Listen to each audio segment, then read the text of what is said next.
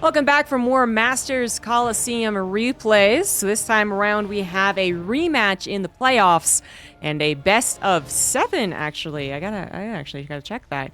I think this is a best of 5 because it's the upper bracket, but the lower bracket immediately goes into a best of 7. So some very extended series in the Masters Coliseum. I'll double check that while we get the intros going. In the top left of Hard Lead it is Baskless Serral. And on the bottom right, it is Onside, also Vitality now, Maru.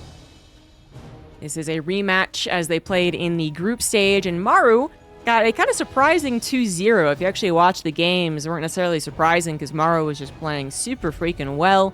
Serral might have made a couple of more mistakes than his generally perfect early game self goes, but nothing horrific. And he had his own couple of cool moments in the mid and late game. It just felt like Maru was straight up the better player that day. And a 2-0 also is just unexpected on either side, I would suppose, for these players when they're both playing at their peak skill level. You always expect a 2-1, 3-2, 4-3. Or you certainly hope for it at the very least. So we got the rematch, and so the last series having been played about a week, I think, before this, week and a half, maybe, will be pretty fresh in both of their minds. We might see a little more mind gaming going on. At the very least, you expect it from the Terran, who's a little more in charge of diversifying builds, kind of surprising their opponent to the best of their ability. So Serral might throw in a couple of all-ins, or literally one, is something I would expect in a best of 5, which is confirmed to be best of 5, guys. But, you know, if he doesn't, because he just feels like he's playing generally better, then that also wouldn't be too surprising for him. I think every other Zerg would be, even if they're feeling really good, they would take that really feeling very good, gaining a lot of momentum, and then 100% put it into trying to just cut the head off right then and there with a third game cheese, you know? And not necessarily Serral, who also does point a lot more, I think, to his general play style not being as good as his opponent, rather than saying anything like, oh, the builder doesn't work out, or I got surprised. Not to say that he doesn't, and that's not a very valid excuse, but generally you ask him what went wrong, and he's like, I just had to play better. So we got Maru going for a forward 2 racks, which he did display, I believe, for the one game in their best of 3. This, so far, is a more effective defense. Last time, I was a little shocked. Because, yeah, Serral usually deflects this pretty much perfectly. In fact, a lot of the Zerg's expectations for themselves, if they're going to be playing at the highest level, is to deflect this perfectly, as in no drone damage, and if you can, no ling damage either. And he had actually lost 2 drones to the first Reaper, if I recall correctly. So this is already way better, a more promising start. It might be looking like it's a little overzealous calling it to be a very different series, but it's literally the start. The start is already better. And so Serral might also improve on the little bits of mistakes that he made in the early to mid game, and then the mid game, and then mid to late game, to the late game.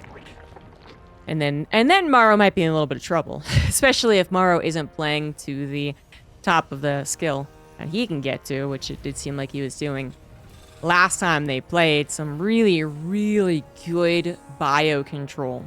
Like, excellent bio control. I want to say on this map, too. I do remember pointing out this potential weakness, and then, once again, avoid those sponsors. I'm just using the wrong inputted thing into the file folder. But anyway, you get that tank position up on the top, or in this case, over here. And then Serral has been vulnerable to it. But it was particularly a 2-base attack from Beyond that he was vulnerable to it. As we can see, Maru going for a 3CC. Maru has also done 2-base attacks. Him and Beyond, good friends, always talking to each other, can sometimes share styles, although not super consistently. They are different Terrans. So Maru will throw out something like that. And Hard Lead's a pretty good map for it. If you're going to choose a map to go for a kind of surprising 2-base attack, and this is one of the better ones. A bit shorter, and then you do have those types of ledges you can abuse with the tanks that naturally follow suit with the push. But it's clearly not that time around. Maru with the 3CC going immediately into Widow Mines. And actually, you know, I kind of mentioned this when I mistakenly saw a factory as a second factory. The Widow Mine heavy meta that we had a few years back, in which it felt like Cure was really doing a lot for, But this is not exactly that build. This is not a second factory. Nonetheless, going for like 3cc with 211, but emphasizing this Widowmine drop first. I mean, that's a twist. That is a twist. Is it a worthwhile twist? Well, that's what we're going to find out. 4 Widowmines without their cloak, with no drilling claws either. I mean, it's not the worst thing in the world to deflect. It is a bit more surprising for the Zerg to have this at minute 5.5, so that might be the reason this works out. But once you see this go over creep in such a fashion, you know it's on a Marine drop, so probably should already be pre-pulling the drones. And actually pre-pulled there, but still, last-second split mitigates all the damage that could have happened. One more Widowmine going to go over to the third base, but again, simple pull away in time, and that is not even 3 drone kills. It's 2 drone kills and a Ling, I believe. So, I would say completely ineffective, honestly, especially because the medevac's about to die! Hey! That was not a strong push. I like the idea because this 2 medevac, 16 Marine follow-up was theoretically, like, instantly after the drop was cleaned up. If that was a little bit more chaotic, then Serral still has his queens pulled over to that side, his Lings pulled over to that side, his drones haven't quite gotten back to mining, and then it, you know, he does the drop, and then it's again, continued chaos. But in this case, not really what's going down. We had a canceled building. I'm not sure what that was about, but he is going to go into Ling, Baneling, Hydra, faster +1 Carapace as well, emphasizing that as it did turn into a 2-1-1, something that Serral actually saw, and was even able to see that there was a reactor on the factory as opposed to the third. I'm not sure when he saw this, to be clear. So maybe he didn't know exactly it was a 2-1, but it seems to have been figured out, all right? +1 Carapace, and then eventually into the +1 melee as well. So typical hooks on the way, plenty of creep spread, 4th base getting set up here. Serral is going up to the higher drone count, so no surprising all in from our Zerg player. And there's that melee as well as the Hydralisk upgrades. I mean, Serral really was playing a little bit off at every stage in their last best of 3. Not trying to make excuses, because again, I was super impressed by Maru's Terran play in that best of 3. It was super cool.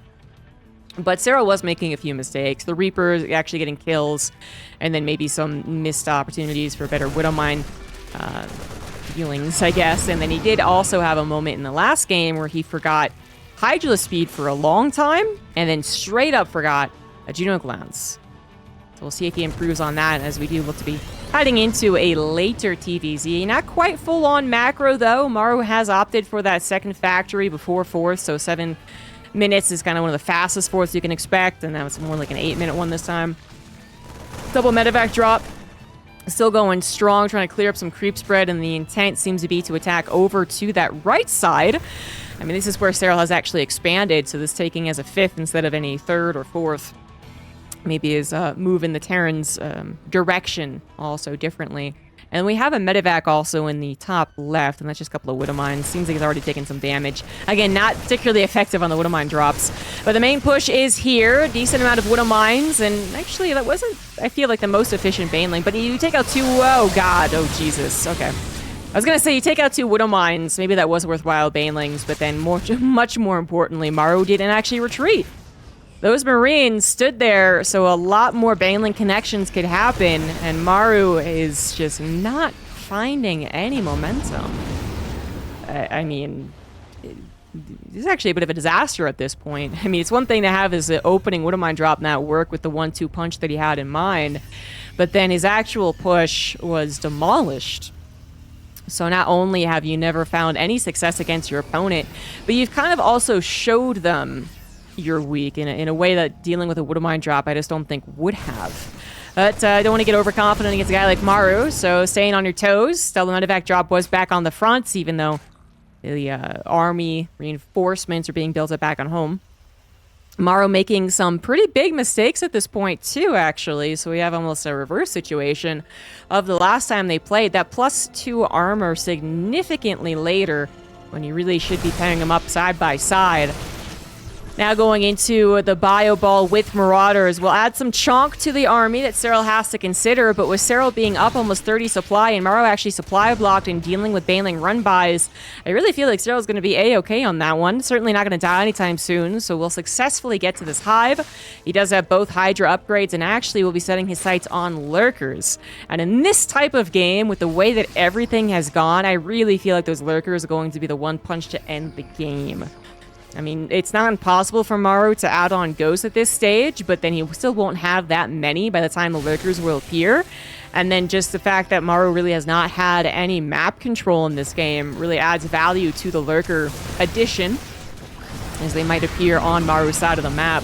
Triple Medevac will survive off to the left, double off to the right, surviving but not doing very much, and more ICVs have gone down.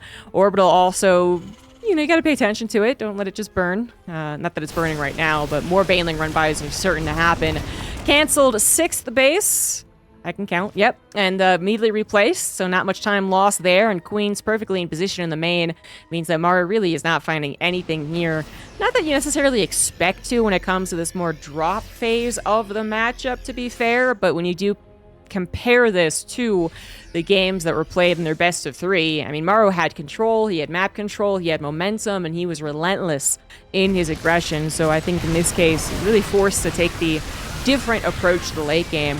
Not that it's bad necessarily, it's not working, as we can see, even a little vulnerable through the middle of the map. So while Maru was chasing around, attempting to find little bits of damage with his drops, he is actually vulnerable back at home. And once again, the SCV is going to be under fire. Orbital lifts, that's not in trouble, but these SCVs do seem to be mostly goners, and more attacking actually to happen as Serral sees the opportunity to strike on the right side. More reinforcements chasing after the SCVs and then returning Bio. Meanwhile, the Hydras went back to deal with the Medevacs off to the left, and this is just game. The Terran player does not recover from a 70 supply deficit, especially as they're not exactly in a perfect position.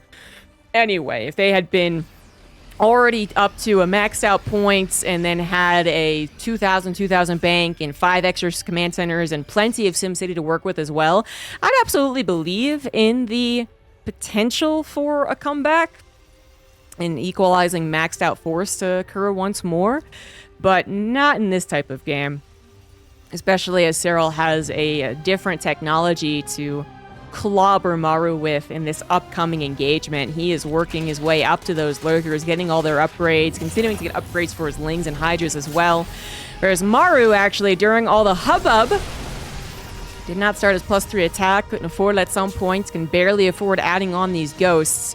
Only single Lurker, so that's not particularly impressive, but I'm not sure that Serral's going to need Lurkers anyway. The point is he can. He could go into Lurkers. He could just decide to go for a pure Ling, Baneling, Hydra, and a couple of Vipers. Gonna take out the tanks, Blind and Cloud. Could have abducted, I guess, too. Gonna use the abducts and the Liberators, that makes sense. Maru was showcasing a lot of Liberator presence in their last best of 3, and ended up being kind of a problem. And that was also a situation in which Maru had more so gotten to a point of, what was it, 12 Liberators with +3 armor, which actually impacted the way that Serral could take them on. But nonetheless, a good thing to keep in mind, and not to get overeager taking out the tanks and having nothing to deal with the Liberators. They got abducted and not actually killed, funnily enough, but next time around could be worse. Maru has done a great job surviving, still down 30 supply, and that is in the army for the majority. The 5th base hoping to get up and running. I actually would not have been surprised if this was an orbital, because he did it last time. But then also, in one of these, like, vulnerable positions, I feel like, well, yeah, you're gonna have to lift anyway. The Zerg had already remaxed and was gonna go after you, so while Planetary might have been able to help, it's kind of questionable if it had. That is a ton of Zerg forces still pulling on into that 3rd base. The tanks looking like they weren't even involved, despite not being Blinding Cloud at that time, and there was a decent number of them. They didn't even matter. Serral, with an absolutely dominating victory against Maru, really flipped the script compared to the best of 3. He played perfectly, and Maru was the one who just didn't have anything work out, and then perhaps the more things didn't work out, the more mistakes he made. It is a best of 5, so let's hope that Maru can recover and give as good as Serral is, because I do want this to be a competitive match, but Serral definitely looks to be in top form. Game number 2 is going to be on Golden Aura. In the bottom right, showing dominance in ZVT. We do have Basilisk's Serral. And the top left, it is Onside, Vitality, Maru. That's what I'm going to go with until I'm told otherwise. I don't know exactly what they want to be called.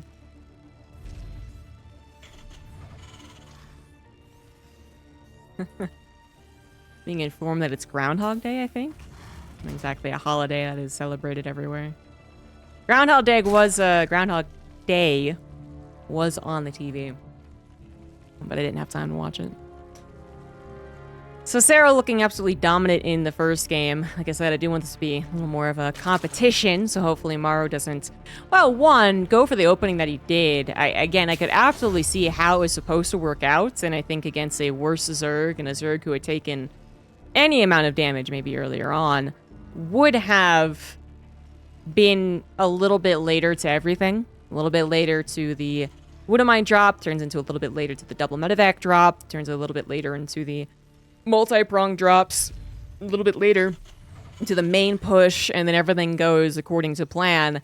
But it felt like once that was nipped in the bud so easily, I mean, it didn't even get the whole one worker per Widowmine, you know, then that was the sign of things going truly terribly. It doesn't always work out that way, of course, but we now have seen the rest of that last game, and it was not Maru's prettiest. Maru decided to go for a command center first this game. Now getting that barracks, but the complete opposite of the 2 racks opener he displayed last game, which was completely ineffective. Again, Serral doing a much better job defending not only his drones, but also his lings. He did still make enough lings in case things went sour, but he didn't lose any of them. So now Maru is pretty much saying, well, you're not going to go for anything super cheesy. And an early pull would not defeat a command center first anyway. It'd have to be the earliest, and then even then, I think it'd have to have something behind it. So, yeah, not many Zergs actually are going to be countering a command center first, funnily enough. As far as the actual command center itself, there are still other vulnerabilities. But, yeah, Serral not the one to do that anyway. If this is a dark, especially a feisty dark, then we've seen him do some pretty wacky stuff, including, but not limited to, proxy hatches. Not so much doing it recently, to be fair, but he'll definitely throw it out, especially after the 12th time he faces Hero or someone on the online cups. Because they do face each other a lot. But not Serral, not so much. And Serral has not identified that it is a command center first, or a 1 racks expand, or 2 racks, or 3 racks, or 4 racks, nothing. That Overlord hasn't even gotten close. Takes a very big detour to ensure it doesn't die to any cheeky Marine presence, which can definitely be the twist on the forward 2 racks that especially a Korean Terran, I think, can do. But this lane now confirms and gets even better scouting than it should have. And it was a command center first. It's going to be into Hellions, and it is going to be into a starport, not a fast 3rd CC. So that lane just got everything you would ever want. And the Overlord could probably dip in and see if it is a Banshee or it's going into a Liberator. It might die for it, so it might not bother, but we'll see. Certainly can confirm the 3rd CC without dying. That's generally a given after this 1-1-1, but not always. If that 3rd CC was a little bit later and that timing had been scouted by the Overlord, there could have been a 2nd factory, for instance, somewhere. A build I haven't seen lately, but certainly exists. Ye old Blue Flame Hellion, but then also some cheekier Cyclone Hellion stuff. It is going to be a Banshee, though, so very safe play from Maru. Little bit of the potential of killing drones, but if Serral is playing to his usual standard, he will take 0 damage from the Banshees as well. The Banshees can sometimes be that distraction more so for the Hellions, and then the Hellions have more power, but even with that considered, Serral generally does not take the damage. Ooh, we're gonna have some mech on the way. Oh ho ho, or at the very least 2 factories first. Technically, you can go ahead into bio after this, actually, but we'll see, because, you know, literally I've been talking about it, and maybe we finally get to see it, but the Widowmine play was 2 factory into bio. And then we have seen a couple of Hellion Cyclone openers into bio, and then you have 2 factories start producing Widowmines and tanks. So you can kind of still move into a, you know, bio-based game, but one that doesn't necessarily have the same tempo beats as a bio game without a 2nd factory. But that Overlord, I think, just saw it, so again, perfect scouting. coming through for Serral, and the expectation is that it is going to transfer over to that tech lab that was making, and that's exactly what's happening. But you still don't quite know 100% what's going to be produced from that. Generally, nowadays, it is going to be a cyclone. That is indeed the idea here. And with a third factory, we do get that complete and total confirmation that it is mech. But there's, again, always that chance it was blue flame first, and that can be a little tricky if you're expecting one and it's the other. But Serral is going to probably add on a Roach Warren. Currently, completely comfortable just using his queens and lings and perhaps some banelings to deflect any attempt at a Hellion run-by. And if he gets enough lings and banelings and gets a surround on the Hellion Cyclone combination, that would also deal with it. But usually roaches are the safer call. I was wrong about that. Serral actually going to opt for a Spire play against everything that he has seen. It's a bit tricky, actually, to say that this is good or bad. I'm going to try my best to explain what could happen. Oh, the Banshee goes down. First of all, do want to also add that the Banshees have Cloak and are going into Banshee speed, so that's cool. That's neat. Neato burrito. But the Spire play can be really devastating to the factory-based player, whether it is, I mean, tanks obviously can't shoot up, so that would be devastating, but also to Cyclones, because while Cyclones do a decent job bridging the gap against Mutas, you don't necessarily want to depend on Cyclones. They are, at the end of the day, still very glass cannon-y. So there's that opportunity. And there's also the opportunity that this Hylian Cyclone and Banshee aggression had actually been able to stay on Serral's side of the map, so that he's building a low count of mutas into a lot of pressure. And then that would have been very scary. But already dealing with that one Banshee, the little gap of time that Maru did before actually moving out, means that he'll probably be able to deflect this, not necessarily conquer it, and the mutas actually coming out 10 right off the bat will probably be able to help. This did not start any snowball effect, and by the time the Hellion Cyclone is trying to start the snowball effect, I think Serral has actually done enough to defend. Sling run by, also looking to buy a little bit more time. 12 mutas is a really solid start on mutas. Obviously, the Banshees don't help against that either, and neither do the Hellions, so it would have just purely been the Cyclones.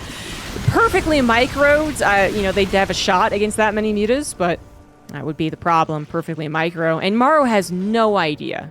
I mean, this is one of the huge factors, right? Is that he has no idea it's Spire and might not be expecting it at all as a kind of reaction to what Serral has scouted. The Banshees did scout it, but I don't believe Maru actually saw it. Now running back home with the rest of his forces. Missile turrets will have to be put down. Oh, he did scout it. He just doesn't have an engineering bay yet. So that's what he did. He scouted it with the Banshees, slapped down the engineering bay, but of course it's already a little bit too late. So the mutas are already dealing so much damage. 12 SCVs have gone down. Banshee's going to be dealt with thanks to the Queens and Overseer back at home. So despite having speed, they're really not adding too much damage. And it looks like Serral's not going to stop with the mass muta anytime soon. He is investing into the +1. Actually, he was investing into the +1 air, and he still will do that. But then he grabbed melee Carapace, canceled Roach Warren, decided yes, melee Carapace. That was the order of events right there. So maybe he was thinking of moving over to pure missile and pure roach. But either way, it seems like he is going to be adding in perhaps some Ravagers. Their extra range and corrosive bile is very helpful, but then really still emphasizing the lings and mutas. So the mutas, as I said, they did enough damage. Certainly a good first run by for the first round of mutas. 2 of them died, but worthwhile for the amount of damage they caused and the amount of control that they give. But kudos to Maru for, during all of this panic that is having to deal with mutas without engineering bay, not only got to a point where he's comfortable defensively with these missile turrets, a really nice placement of them as well, but he also grabbed that 4th command center doing all of it. And that's really important. If he had been stuck on 3 bases, kind of turtling and scared of everything that could happen, and then his 4th base tries to move out, but at that point Serral's building lings and banelings and ready to crash in, it could have been much harder. But getting that down, ready to go with units protecting it, planetary done, maybe a little bit SimCity to help out. That is a solid place to be for a mech Terran. 4 base is pretty much perfect, actually. And we did go up to 21 mutas. But Serral has finally stopped reducing them in favor of perhaps more typical plays against late-game mech. Another Banshee's going to go down. Banshee's speed doesn't outrun the mutas, but it does outrun the Overseer, even with the upgrade, so that's why the other Banshee didn't quite go down.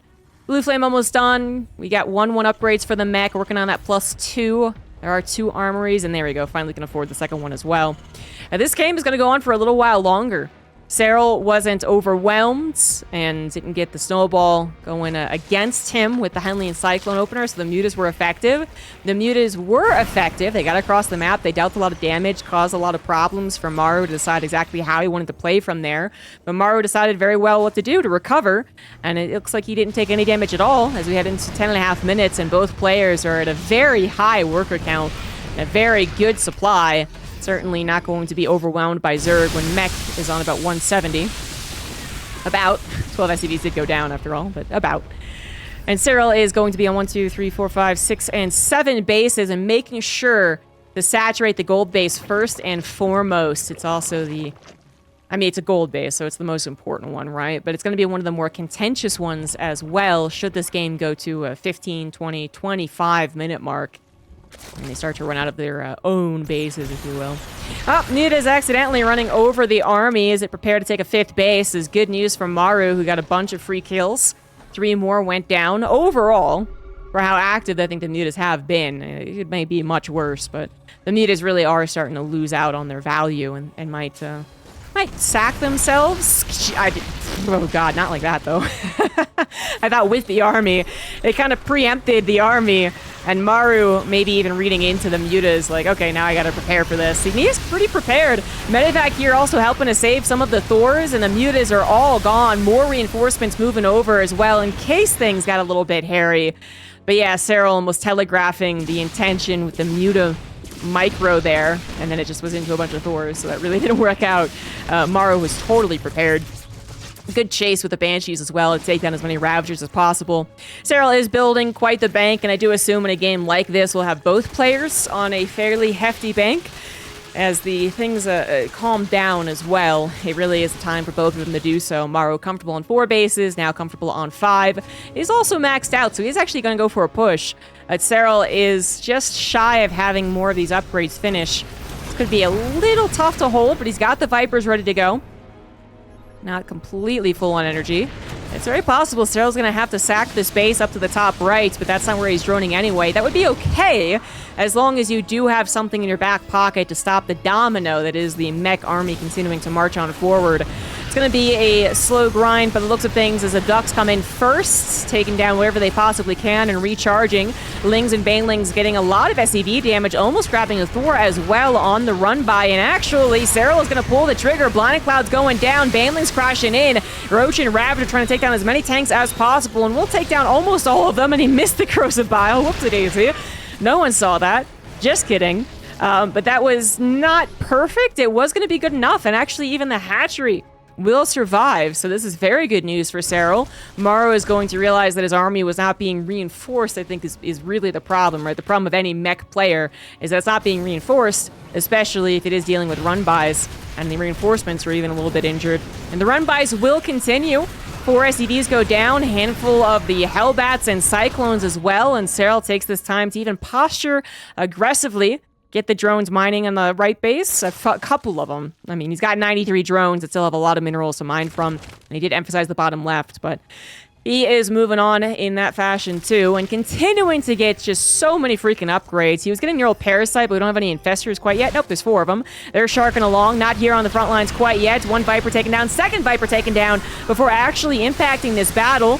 The Banelings are going to try and go after any SCVs, but none to be found at the Planetary, or very few, and not enough to actually kill the Planetaries. Not the best engagement. A lot of the mech army will survive, withstand the force of the Zerg, just because it is so beefy. And some decent upgrades, but we are still working towards that 3-3. We got some bio on the way. I'm going to guess that Marauder was a mistake. I don't think we're having a bio transition, but we do have Ghosts. And that is the theoretically perfect army, is really Thor, Hellbats, Liberator, I guess, Ghost. A couple of tanks to anchor, and I mean, Maru is getting to a really close to a perfect army. Or Serral, I would, argue isn't really close to a perfect army as far as just let's butt heads and try and see who has the better one. That's often what Maru's doing versus, Mass Broodlord and Spellcasters. But we're not on that type of game yet, and I'm not sure that Serral really wants to play that type of game.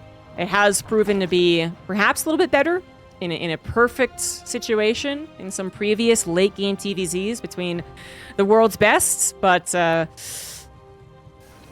I can see both sides being very frustrated with it, including the Zerg. With this style of play from Serral, he can be a lot more mobile, and already just grabbing almost a free planetary right there is evidence of that. Serral probably looking to take this top right base pretty soon, because we are getting to a point where, particularly for the Zerg player, you are wondering how long this game is going to go and how many waves of Zerg you're going to have to throw your opponent. And if it's going to be more than 2 or 3, then you're probably going to need to take the rest of the bases, because this is actually almost every single base taken already on this map.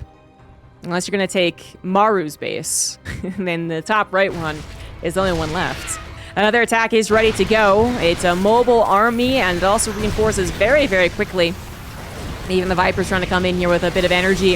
EMPs do come down, but only after one blinding cloud. Neural Parasites, most importantly, and that is the biggest problem to this. Maru, I don't think, was expecting that at all. And even if he was, there wasn't necessarily much he could do about it unless he actually preempted with the EMP to take them out of the equation, which I believe he was just so much more focused on the Vipers. And then if you don't have tanks or liberators with this army, the ghosts are usually so busy running away, they can't really get the snipes to help the Thors out. So the tanks and liberators are usually what you focus fire and hope that they have enough range to cover you.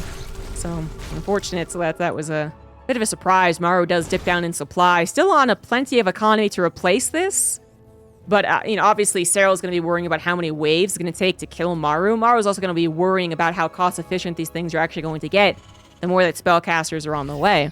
And only 6,000 resource difference in this late game TvZ with mech is actually not very good for the Terran. And one thing you might have in mind for the future is that, well, if I can get this base up, even if the Zerg gets his top right base, they are going to run out of minerals. There's not that many bases, I suppose, on Golden Aura. Could be worse, is the best way to put it. So there is that, but you're going to start taking more resource efficient trades. And ideally, the ghosts are going to help you there, but I haven't really gotten to be as powerful as you would expect. I have a lot of revenge snipes going down, and not a whole lot of correct EMPs, by, preemptive EMPs. Ling's actually jumping on top with a few reinforcements, protecting the would-be 6th base. Now it becomes the, 5th, yeah? As this one was taken down. Unfortunately, although it's not the most left side base to right side base we've ever seen, that would be if Maru was taking this corner base, it is quite a distance to traverse for a mech army, compared to the very mobile Ling Baneling Ultra. And the Serral seems to be properly planning his dismantlement of the Terran player. It hasn't fully happened yet. Maru hasn't broken down into pieces, but it kind of feels like we're getting closer and closer to that point. Blinding Cloud's taking some of the units out of the equation or forcing them into the Ultra Claws. And Thors are pretty freaking good, I gotta say. Planetary there to help as well, but this is still overall efficient enough for the Zerg player. In fact, even more than efficient enough as 3 Ultras, 2 Ultras, will live and try to escape. Infestors were apparently late to the party. We got the friendly EMP, yes! One thing that was missing from their last late game. That took out about 70% of the energy, I guess, on the ghosts. Without an immediate follow-up, maybe that's not going to be the biggest of deals, and enough ghosts still with EMP. But there is an almost immediate follow-up. Banelings are just finishing right now. And now they might have enough to EMP once or twice. They won't have enough to do everything. EMP and snipe to their heart's content. I thought I was about to call out this later +3 attack, and of course he's only getting it for the ghost, so I'm not actually going to do that. But also very late on the building armor and high-tech auto tracking. Late / not emphasized, because he has not been super rich at any point in this game. It's only going to get worse as another planetary was completely undefended. Upgrades or no, that planetary was going to fall as Maru just had no way of getting over there fast enough. And the ghosts are even less impressive as they try to respond with revenge snipes, because they don't have all that energy yet. Some Liberator harassment finally coming down, finally making Serral worry about his side of the map, which he has not had to worry about anything happening to his macro since the push onto this base that didn't even kill it. That's not generally a good sign. You want to be forcing your opponent to make errors the same way they are to you. Very little of that has been happening. And the Liberator is only like a little something, you know? It's annoying, but it's not the biggest of deals. Serral could certainly let that go in his brain for a little while he focuses on more important matters and eventually deal with that Liberator. Maru actually maxed out once again, starting to put a little bit of a bank, his energy a little bit more back onto the Ghost, and he even gets an anti-armor missile to start things off. 2 anti-armor missiles, but good lord, the blitzing of this Zerg army, those Hellbats stood no chance against the Banelings. The rest of the mech army gets totally destroyed. The Ghost will survive, and so at the end of the day, maybe that's okay. Actually, probably one of the better fights, now a 9,000 resource difference. But it didn't actually mean anything as far as the context of this game. I'm not sure that Maru has really made any advancements. He's going to try and advance again, but his non-Ghost army is so limited. And believe it or not, you do need more things than Ghosts. Of course, at the same time as this base going down, we have another base attempted and denied to the north from Maru. This base had already been mined so much. It has more mining to do, so you don't want to lose it, but it's already been mined so much. And this top right base has been secured thanks to the help of a couple of queens. Serral not completely remaxing instantly this time around. He has the larva, he has the bank, he has the supply. But yeah, he was deciding on what he wanted to do. And it is going to be Corruptors.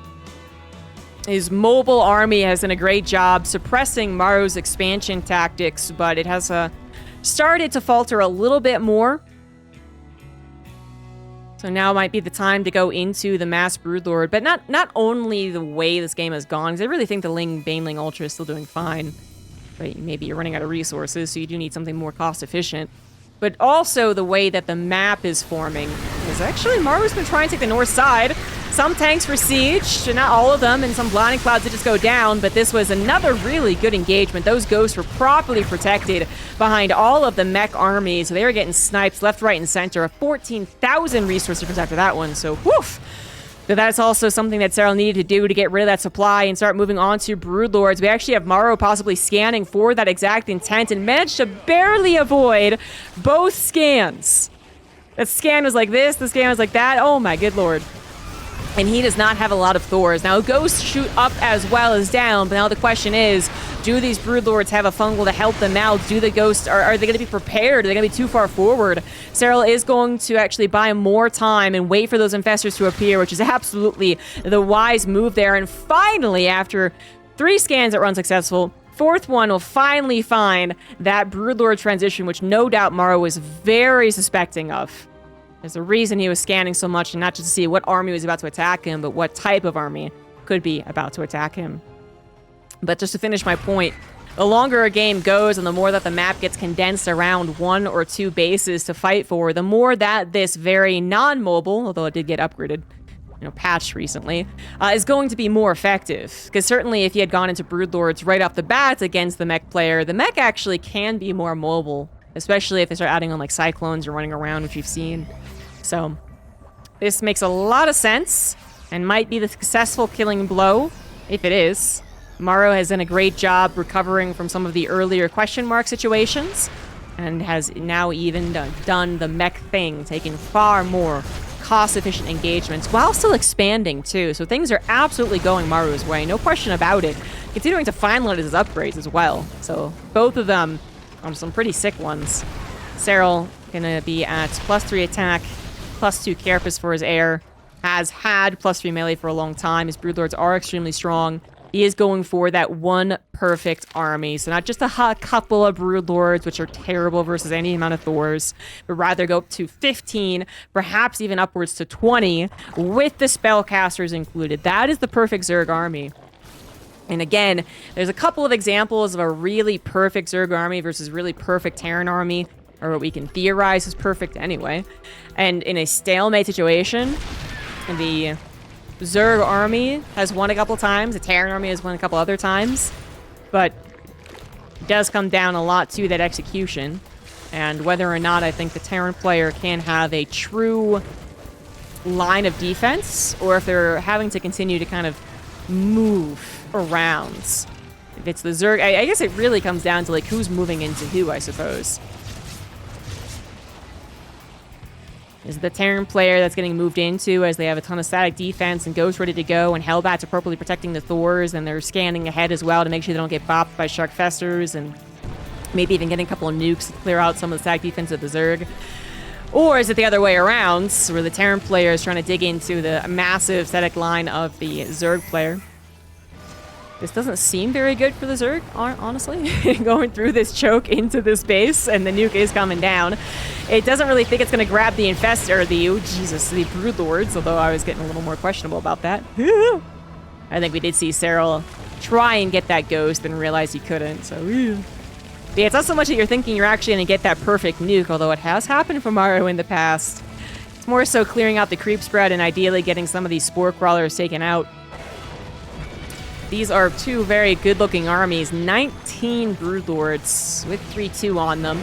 Trying to target fire something. Kind of went after the planetary and that 1-4 there. Spellcasters looking for perfect opportunities. One big fungal on the Hellbats and an abduct on a Liberator.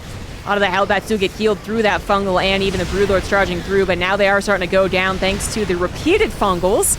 And you do want that frontline fodder to wash off the Broodlings, especially if tanks are still involved. You don't want those tanks friendly firing on your Thors. Vikings are actually now a play here from Maru, but it might be a little late, certainly late to save that planetary. Not going to happen. Planetary finally goes down. Most of the Terran force intact. We do have the attempt to move over into those Vikings, which, you know, I'm not a big believer in Vikings almost in any regard. Not in TvZ. But there's a certain point in which I believe the obnoxiousness of the Broodlords on this dead space had gotten to Maru. Even though he had kind of a concave opportunity in this way, in this fashion against this choke, a lot of his army was still actually boxed out from each other. Because that, you know, mech is a big, bulky army. Especially those Thors. So it wasn't like the Broodlords were entering into a full concave of Thor shots. I think that was starting to actually really be a problem. So Vikings would match that air. The way that the Broodlords can move. Ideally also out of range of the fungals that remain on the ground, but never truly out of range of the parasitic bomb, and that's what's so scary. EMP gonna come down as the ghost cloaks up for the opportunity. Doesn't kind of get an EMP, I think, but not the best. There is an Overseer. There's two, actually. And also a bajillion Spore Crawlers. Let's not forget about that. I'm actually, you know what? Now that I consider the Spore Crawlers, how did the ghost do that? Maybe they're still rooting.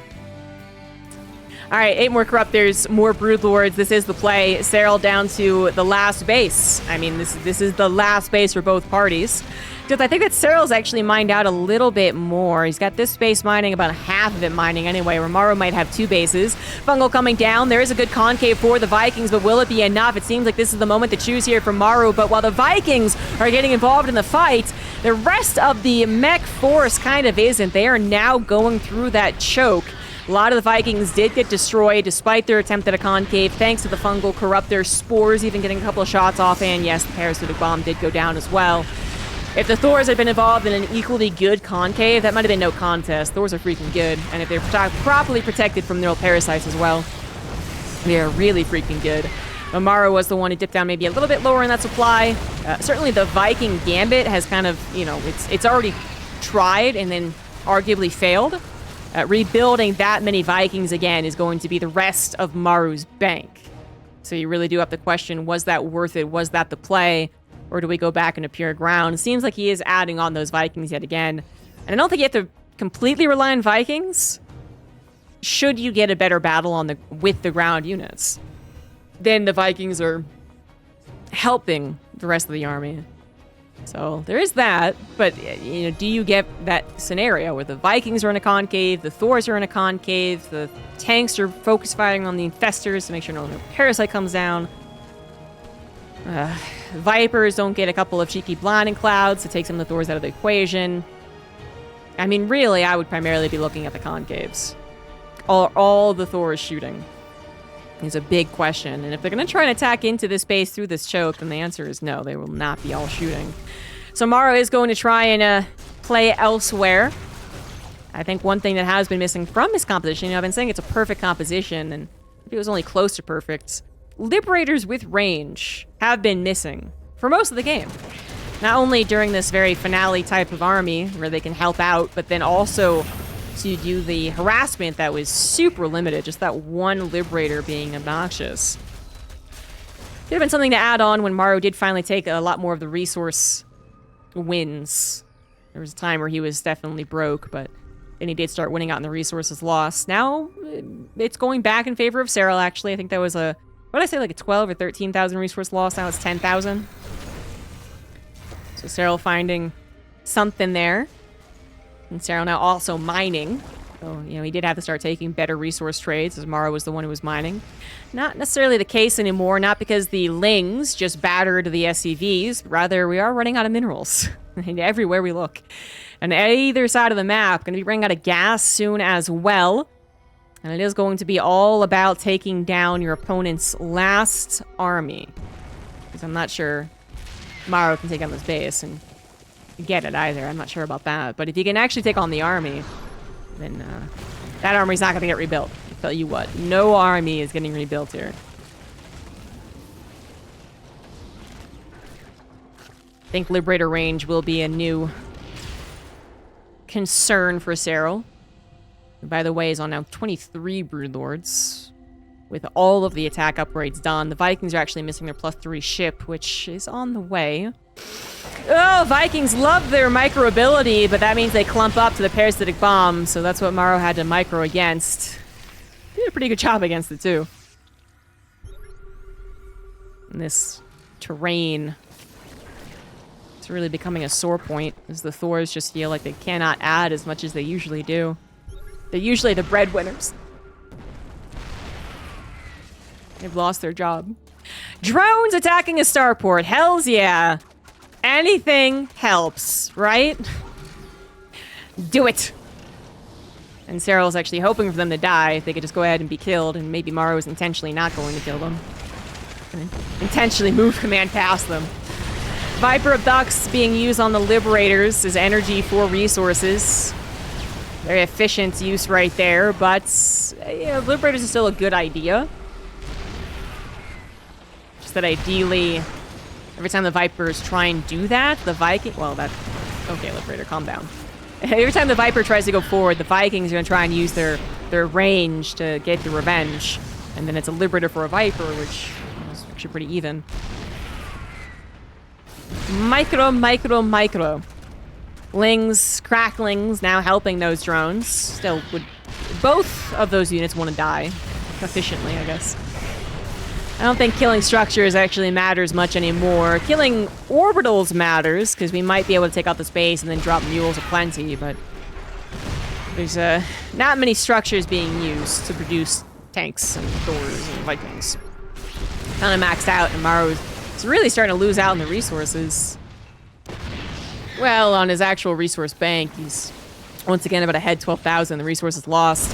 But it looks like Maru has admitted that he's not going to find anything to do there. He's sick of that particular stalemate. Moves back, kills the drones, kills the Lings, and Serral is going to actually add on a couple of more drones. Maybe 4 more spore crawlers? Just to perfectly saturate, whatever it is. But I was going to say he is also going to add in more army, and there's a Broodlord and 26 Lings as well. And he does have enough of a bank that he can continue to trickle in Broodlords, which really does seem to be the plan here. 3 of them have died at some point, so we're back down to 21. And Maru kind of moved away and then moved back.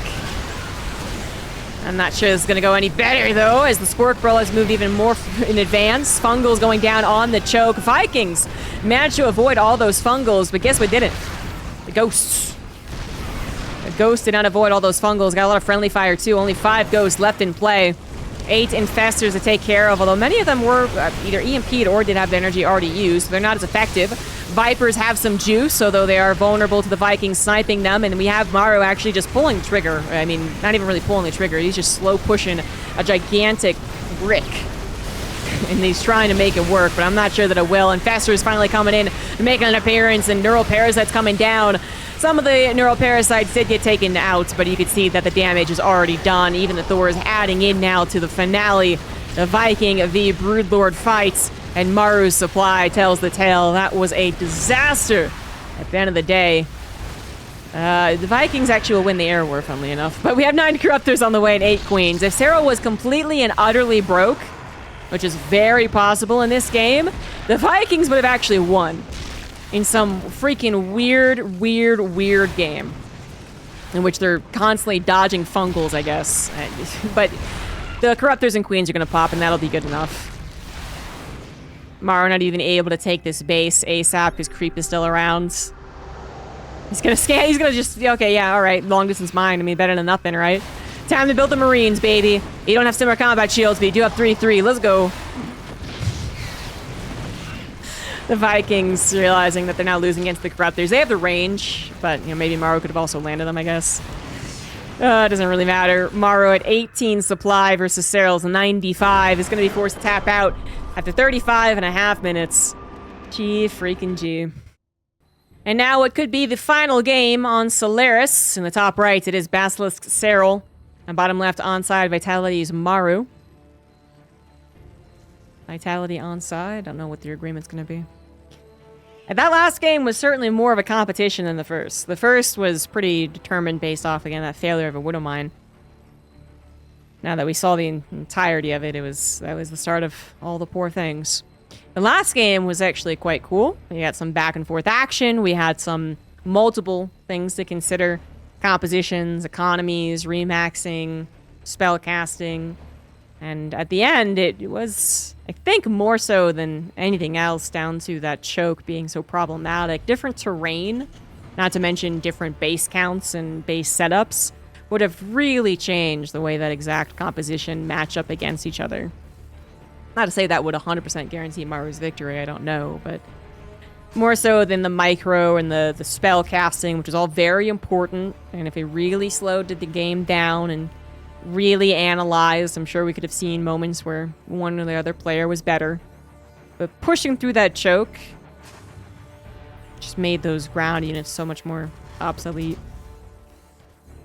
Which is really too bad, because Maru was playing some excellent mech, and just a fan of a back and forth series, and a fan of, rare mech. There we go. I would have liked to have seen it won. I don't like when mech is part of the staple meta and is done every single game, but every once in a while when it's thrown out, I like the idea of it a lot. Maru is going to go for 2 racks once again. Probably a different follow-up this time around. And Serral is going to go for the good old hatch gas pool. And like I said, a lot of other Zerg players might have taken this momentum. Like Dark. Dark is the go-to example of someone who would take momentum that has been built up like this and just trying to go ahead and kill the guy. And even if it's kind of obvious, he might still do it. Just because it, at some point it feels like Dark has the will of the gods on his side or something, you know? You realize that his clobbering method has now been improved tenfold thanks to some magical item or something. So he might win, but Serral not necessarily that type of guy. Goes back into the macro most of the time. He does throw in a cheeky Roach Ravager or something, but not this time around. And Maru would also be very well set up against that regardless. The forward 2-rack Reaper actually pretty good against those early cheeses. Nothing interesting post 2-rack so far. We don't have a 3rd rack, so it is a command center. Something that, again, Serral's not going to see very quickly. The most common follow-up, it will be exactly this for Maru, the command center into the factory, into the transfer over into the Hellions. We could also have a 2-1-1, which is something that the Overlord is not going to be able to see at all. At this point, you've figured out that it's multiple Reapers, you know, it's 2 racks, but behind that, you don't know. The 3 Reapers are once again not going to find any damage. They got a canceled building, and that has been it so far. So about, hello, Reaper, hello. About the same, if not exactly the same, as the first game. Maru's 3rd CC is on the way. And I just suspect basically what he changes is that addition of the Widowmine drop before the 2 medevac drop. I think you just don't do that. It didn't work out. Lovely idea. Didn't work out. I do have the Hellions now on the way. And the Overlord's going to try and take a different path to get a sneak scout.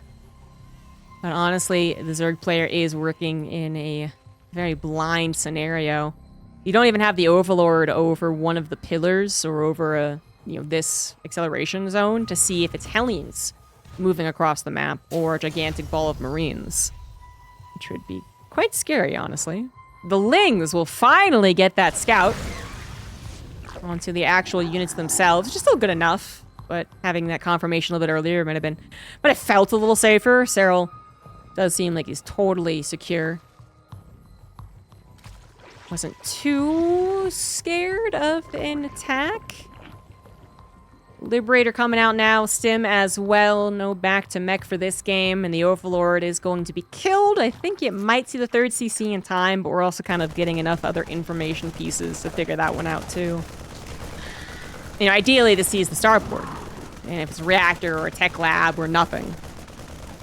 Or a fusion core, I guess, or something, right? But the 3rd CC is almost a given nowadays. Almost. Still nice to see that that was indeed a 3rd CC.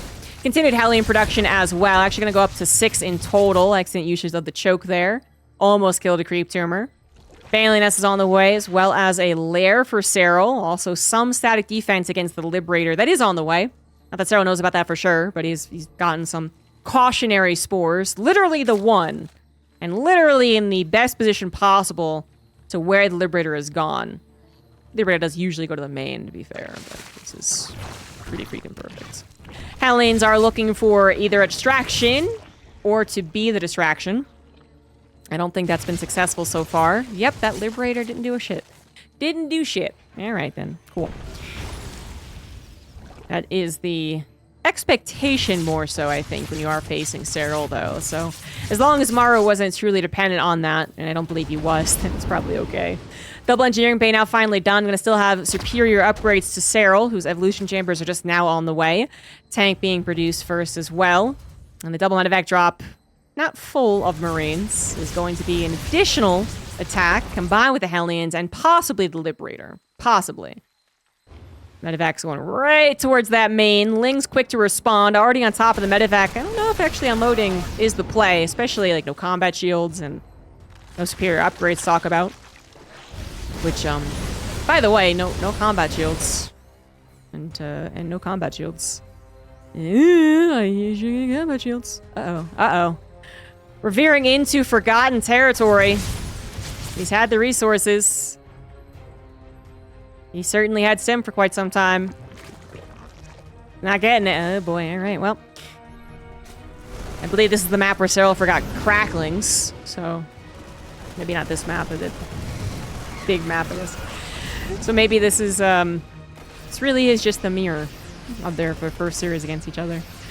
Serral is deflecting all of the aggression really well so far. Maru only finding little bits of damage and actually taking more damage as a couple of Banelings roll on into 6 SCVs, and the rest say we'll come back later. See you then. Armory's not quite done, so these are just going to be Hellions, but still very helpful when they're well controlled and slightly off of creep like this. So you can see Serral is waiting for the rest of his army to actually tackle. There's still no combat shields on the way. This is just straight up forgotten about. That tank arriving probably at the worst point. The Banelings coming from behind as well. And Maru is once again maybe a little bit late to the pickup. Now using the pickup to retreat and save his reinforcements. The Banelings coming from behind was great. And then the Lings had taken the job of going for a run by. So 3 SCVs killed alongside the defense of this 5th or 4th. I guess they're double expanding at this point. 1-1 is finishing up for Maru, but he has just completely forgotten about combat shields, guys. Oh, boy. Oh, jeez. Oh, gee whiz, guys. Oh, finally, he realizes he doesn't have combat shields. Taking a look at those Marines. Being like, wait a second. The 2-2 starting with combat shields is not ideal, and Serral will continue to take better engagements. I think he's already setting up his units very well to take very good engagements regardless. And Maru's not thinking any of these pushes was really going to end the game. But there's a little bit more to be said about Marines when they actually have that additional health. I'm just, it's just a fact. Nothing riveting there. It's just a mistake. 2-2 is on the way for both parties. Hydras, again, that technology option for Serral. Let's see. Doesn't deflect the attack for his creep tumors, but the hatchery will stay up and running, no problem. More scouting going on the north side, as well as a little bit of a run-by possibly set up. Maru has added on a 4th command center, but about 8 minutes. It's really not quick about it. Not a super, super late game intention, but we are going to get there. The question is, does Maru actually bother trying to really do a push, or does he recognize that once again this game has gone so poorly That really his only option is to play more into the defensive Terran style. And even if he recognizes it and does it, like he is right now, kind of, it doesn't matter. This tank in a very, very nice position, but will at least be taken out thanks to the friendly fire. And Maru's rest of the army wasn't too far gone, so I don't think Serral really intended to do much there off of creep without the upgrades. Infestation bit's on the way. Liberator's still up at the top right. Will it stay there forever? That is the question. That is the bet we should be putting on right now. The command center is finally done for Maru as Serral also looks towards a 6th base, having saturated both his 4th and 5th and the rich Vespian geyser as well. Creep spread getting farther out to cover these hatcheries as well. Still kind of missing on the top left, so a drop could have been annoying. The Ling's kind of scouting it, actually. We do have that just double-double. Multi-pronged drops, but then the intention is to build up that tank count back at home and protect your base. A little tank count, a little Sim City, a little center tower action, and then hopefully play into a max-out situation, which is kind of the equalizer, but we still have to worry about a bank and the amount of creep spread on the map, and then Serral's relentless aggression once he realizes, you know, he can pretty much be all about the aggression, not worrying very much about the drops. And here we are. He's maxed out or near to it. 40 army supply lead, jumping on top of the planetary he knows is trying to be set up, and there's just not enough of Maru's army quite there. It is still off of creep, however, and so this isn't going to be the best engagement, as many of the units will have to retreat. Only 8 SCVs went down. I think 5 tanks in total haven't already been lost. Oh no, and more to go, actually. Those are more Lings. I think he 100% goes after this, but even with the Lings that he had, he still grabbed 2 or 3 more tanks. Wait, 1 more? Really? Oh, that must have been friendly fire, because I swear 2 tanks went down. Regardless, Hive on the way, Missile now on the way. 3-3 still a little bit later. Don't have the gas for it right now as Maru. Ghost Academy is being emphasized. The +2 vehicle weapons being emphasized. And it does change the kill shot, so it's a fair emphasis. But really want that +3 started as well. Banlings continue to just grab SCVs where they possibly can. And Serral, you know, he's working closer to working an engagement on creep. It's starting to get a little too close for comfort. Not quite here yet, but it might not matter. Maru trying to defend, pulling back his army and letting a lot of the tanks take the brunt of the damage. Liberator also going down, and SCVs being ransacked. Serral is chipping away. Maru cannot get comfortable, although he is still trying to play a very seamless expansion game. That 4th base was saved. Did come down to turn to a planetary, but this 5th, almost cheeky in a way. You know, during all this aggression down to the south, trying to get that up and running to the north before Serral actually does a check. Can work out really well for him. Or Serral can do a check at this exact moment and then just get a very quick cancel/kill on it. Maru's little attempts at aggression only clearing up the front line of creep tumors, and only for about 5 seconds before the queens are back on it. There's the scout on the planetary. This is now that, you know, the scan just revealed the army's still off to the south, so actually it's fine, but this is one of those moments where you're like, I swear to God, if the planetary finishes and then the attack happens so I can't lift, I'm gonna rage. But the army is just still looking at that 3rd base. It really has a nice choke to work with, even more SimCity being added on, and the orbital can lift and the SCVs can retreat, so it's, you know, it's like a blessing and a curse, I suppose, but looks like Serral is now looking towards that planetary. The planetary by its lonesome isn't that bad to take care of, and the Vipers could even come in for the abducts. I thought that's 100% what they were going to do, and they didn't. My bad. But maybe Serral just recognized he was going to kill it anyway. I was just like, oh, whatever. Whatever, man. Whatever. Burrow's out on the way, too. Love it. +3 carapace really fast. Actually, faster than that +3 attack, as Maru really did delay it quite a bit. It's going to have to add on another 5th base to replace that planetary. It's not going to happen anytime soon. Kind of sneaking that through didn't get him any advantage, because he didn't even drop mules on it. So that kind of sucks. Lurkers once again added as a possibility, but as we saw in the first game, they were hardly necessary. 1 cheeky little lurker got added in, and that was it. And the game was decided elsewhere, pretty much by this exact composition. Excellent EMP on the Vipers. Gotta give a nod to that. That was perfect. But Serral is in a dominant position. Just look at that mini-map. It is all covered in purple goo. North side of the map actually saturating a little bit. South side going to be taken, so even if Maru tries to take that sneaky deaky, he'll be blocked by entire hatchery. And then Serral at 86 drones, starting to mine out first, second, third base. Might actually get some drones over there.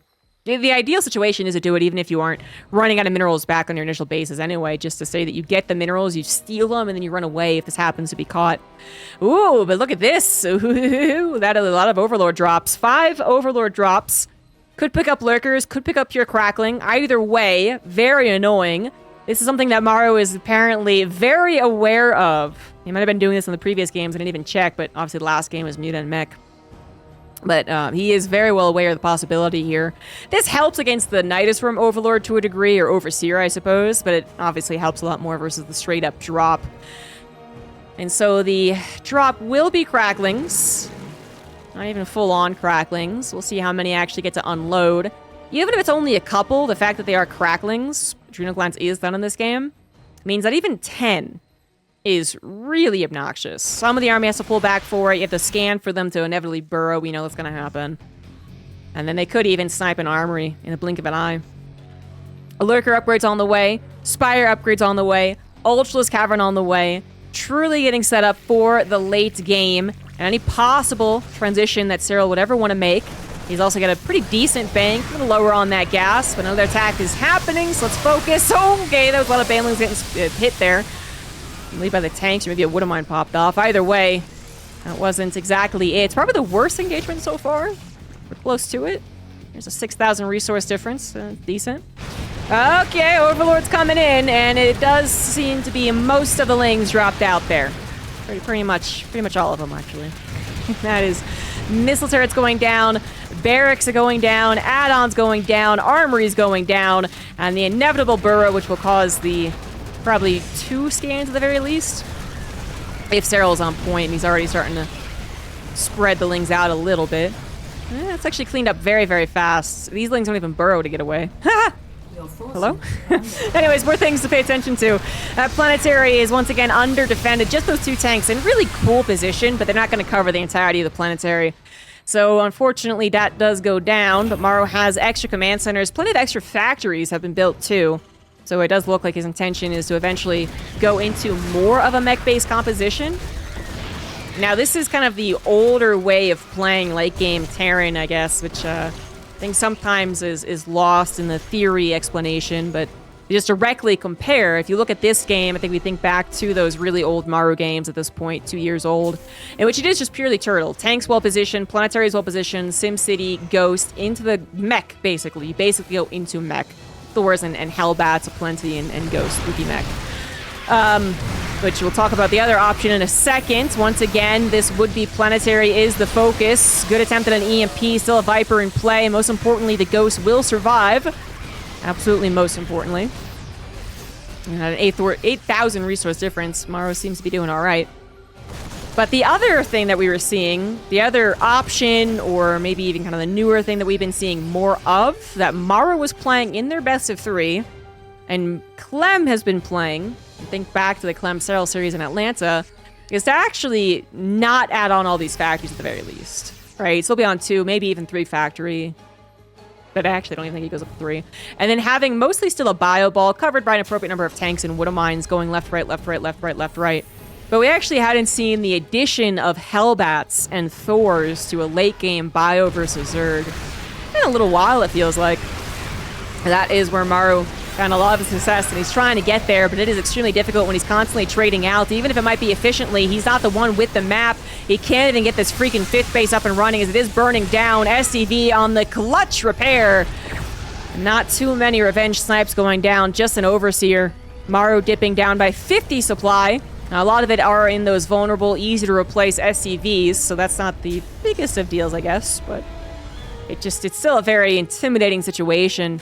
Maru's 5th is going to try and come down in the top left, but then to protect both these bases, possibly, it's a wide angle to cover. Even as he tries to send most of his army forward, this is also an army that isn't maxed out. Its army supply is close to the Zerg, but ideally, you are maxed out, and so you have a 30 army supply lead when you do this. That would be the ideal. More SCVs going down, resulting in supply difference. And while I do want to emphasize the army isn't that different, it hardly seems to matter. This game is... It's over. This is just too far gone.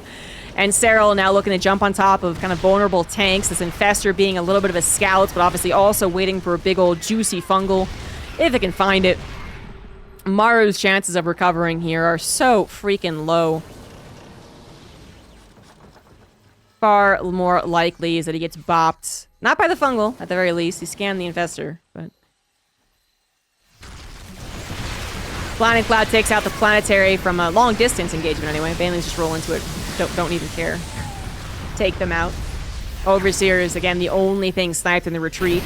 Combined with another Ling attack on the SCVs, so that Maru is now down to 32. He does have 4 orbitals. That's really not that impressive. Some muling can happen. But it's a do or die. It's a damned if you do, damned if you don't situation anyway. So his move out here with the limited amount of army that he has, and it really is limited, even though the army supplies are not that different. Because it needs to always be combined together at this stage, I guess. Right? Like, if it is combined together, Ghosts getting appropriate EMPs and falling behind and spreading and then getting revenge snipes and then the tanks doing their jobs, like, that all it can be a beautiful engagement from Maru. But it's just so unlikely when Serral can move around like he does. So the ghosts have to go respond over there, and then the tanks don't realize they're a little vulnerable, so they get jumped upon, and then 2 tanks die, and the 3rd one to friendly fire, and then you do it again. The ghosts go to the right, and the tanks left alone. Ideally, you either have a bigger army supply as a Terran, so you can do a little bit more moving around and still protecting yourself, or you're just maxed out in one location. Not the situation here. Serral going for what it could be the last engagement as everything is falling apart here. Maru dipping below 100 supply is going to tap out, and Serral gets some serious revenge for their group stage best of 3, in which he was 0-2. Serral doing one better and getting a 3-0 in the upper bracket semifinals. Maru forced to drop down and face Dark, which probably an interesting series as well. But not the one we're going to be getting into next. Next, we're going to be seeing a little bit of PvZ, Rainer vs. Hero, coming on up.